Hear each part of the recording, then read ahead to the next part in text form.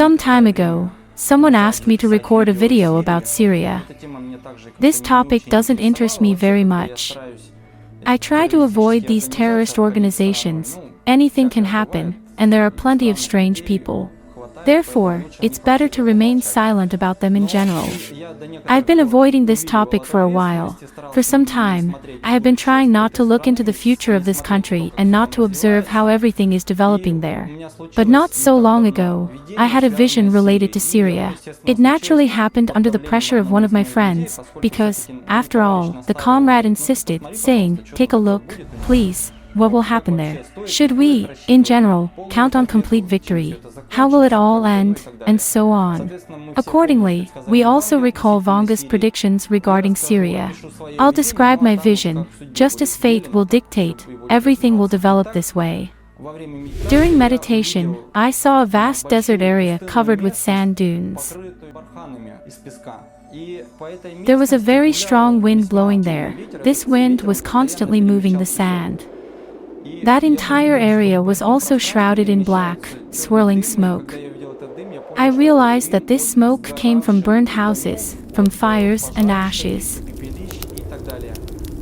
Observing all this, I sadly concluded that everything is not as simple as the media presents it to us. Things are not progressing well there. There are difficulties there that, perhaps, no one discusses because no one is interested in them.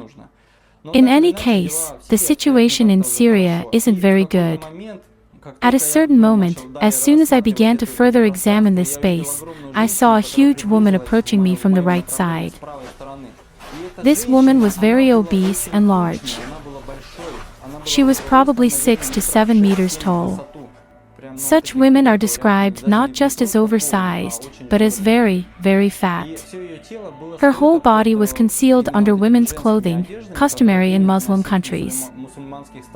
Her face was also hidden. Only her eyes were visible, and through the slit of her eyes, I saw a very large, fat face. I was surprised when examining her face. I had a strange feeling that this woman still had a mustache. Later, I understood this for sure. She was wayward, self-willed, proud, rude, a very dark person. This personality was apparently born on Earth long ago, but now she exists in a dead state. Most likely she was born in past centuries, or she is some kind of spirit that came to Earth. It's hard to say. Out of caution, I'm trying not to delve into this topic. This woman watched me with a grin of selfishness and contempt. Looking at me, she understood that I wanted to see the future and how everything would further develop in Syria, how events would unfold in the civil war and the terrorist conflict. At the same time, watching her, I understood that the war occurring in Syria is her doing. This dark, immense spirit, in every possible way, forces the fighting to manifest and supports all kinds of negative, unclean moods in this country. This is the impact of this dirty, fallen spirit that somehow influences this nation. For some time, we stood opposite each other and simply looked. In relation to her, I was very small. She was enormous. As I already mentioned, she was under 8 meters tall, possessed a very obese body, and even her stomach extended below her knees. Then something happened that somewhat knocked me out of my senses. This spirit nodded, making it clear that she knew I wanted to discover more about Syria and what would happen there in the future. She said, "Let's see whose forehead is stronger." This phrase surprised me, as there was no one there except her and me, and it was unclear whose forehead I was supposed to strike against. At some point, in the following seconds, I saw the body of Bashar al-Assad, the president of Syria. This woman was holding him by the neck. Watching his body, I realized it was almost lifeless. She was holding his neck from behind with one hand and stretched his head in my direction. In such a way, she was making it clear that we needed to knock our foreheads together to see who is more charismatic, who is stronger, who has a more powerful will, and so on. I thought, maybe this makes sense. But then the next thought arose, this is some kind of stupidity. Why is all this necessary? I paused for a moment. But I want to return once again specifically to Bashar al-Assad. All of his body below the neck that hung below the arm of this woman was dead. It dangled like a rag. At the same time, it was clear that she had already absorbed this part of his body. She literally consumed, with her physical shell and her energy, almost the entire body except for the neck and head. The neck and head were still alive, but they were also already turning black. By and large, I can say that the reign of Bashar al-Assad will be short-lived. Even if he remains in his post and the country continues to exist, the existence of this country will be very difficult and sad. Well, at least that is what I saw.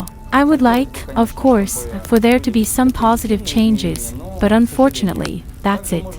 You can also draw a parallel between this woman and the terrorist organization known as ISIS. In general, this organization can appear in the guise of this woman. This group, through its offensive, severely battered the internal stability of the president, his life, and his energy. It's well known that, in fact, ISIS captured a very large territory in Syria. Only the capital and some small parts of the country remained under the control of Bashar al-Assad. It was at that moment that Russia stood up for Syria and for Bashar al-Assad. If I were to draw a parallel, I could say that, to some extent, this woman personifies this terrorist organization, and this vision can be interpreted in this way. Regarding the future of Syria, I can say that the pressure from this woman, who personifies the terrorist organization, will not cease. In fact, to stop this influence requires prayers. The reasons for such pressure, such a war, and such a terrorist attacks are actually much deeper. They stem from a subtle spiritual plane. Most likely, the country was left without some form of spiritual patrons and prayer books that could, to some extent, pray properly for the fate of the country, and that's what all this unfortunately led to. Well, as they say, there is no smoke without fire. In order to restore goodness in the country of Syria, there is a need to read more prayers. In this way, it is quite possible to halt the movement of this fat spirit. By the way, she is obese because she is seizing someone else's property, other people's estates, the energy of people's souls, and so on. Prayer is needed here. Planes are also required, of course, support is necessary, but we must understand that, after all, the real reasons are always within us all. See you soon.